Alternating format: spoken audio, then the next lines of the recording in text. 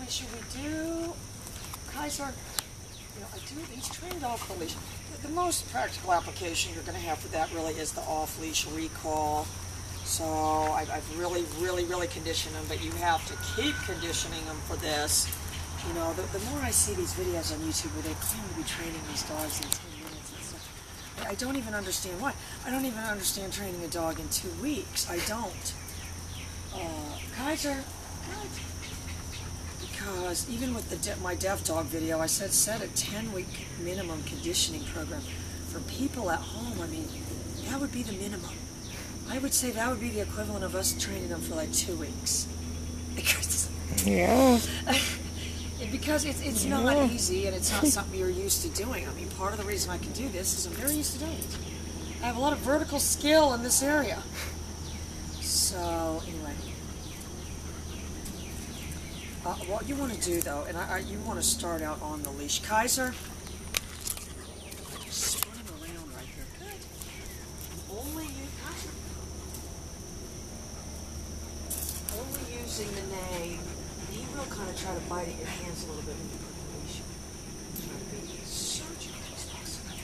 All right, so now we're back to our little thing where now the instant I put the leash on, I'm posturing with the leash down. That was just a slight little, but if you're going to do the off leash, and this is for people at home, and Crystal, please remind me to get those cones. Mark will like those. Okay. Get those orange traffic cones. Oh. We can even get like the kid ones. All right, look, girl, what I'm going to do is I'm going to put my foot right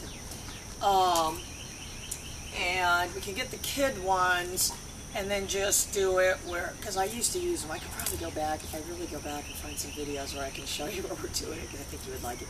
But you just put the cone there and the cone there, and then you just, like the Crufts. I saw this thing on YouTube, Crufts, which is the British equivalent of like, our AKC Nationals or whatever that they were doing. And let me tell you what, this girl had some really good obedience. The handlers are, the dogs are way more interesting to watch than the handlers because they do have that AKC kind of shouting the command kind of thing. But let me tell you what, the shepherd was good. That thing never took its eyes off her. It was a little long-coated shepherd. It was a total prancer. It did everything. And I think it was like the equivalent of like the our like CDX, because I didn't see, it was doing the fetching and the jumping and stuff. But what they had on the floor, where they had like drawn these lines where there was a half circle this way, a half circle this way, and so then the handler, maybe that's where I got that from. The handler had to go, like whatever they told him, there was patterns painted on the floor somehow. So they would say, go to the waves or whatever they called it, which that's not what it was. And then there was, other ones, maybe that was a zigzag or something. So they had to go and walk right along that pattern. But if the cones, then they do a thing, I don't know if they had it there, but like what is this story? It's so convoluted. But I mean, if you had cones, then you could do like a figure 8 around the cone. Yeah. You know what I mean? It's just more for cool. consistency.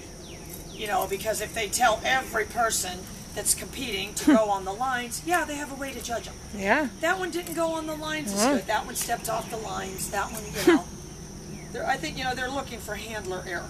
Anyway, if we had the cones, what I would do for this episode, I'll Photoshop the cones in later. But what I would do is I'd have the cone right here, heel, and turn. And then I might have the other cone right here. Good. Heel. And then I would down. I mean, you really want anything to help them. When you're having the unconditional positive regard dynamic, you're desperately doing everything you can. More than that, they believe that about you. That's what it is. Like, I have unconditional positive regard for Dave. He just doesn't believe it. You've got to make the dog believe it, that you're helping them, not that you're tricking them. And that's why I say the handlers that start acting weird and stuff, there's no way that dog could think this person has positive regard for me. More like this person is an erratic Fruit Loop. Kaiser. Alright, so look, so now I'm going to take the leash off.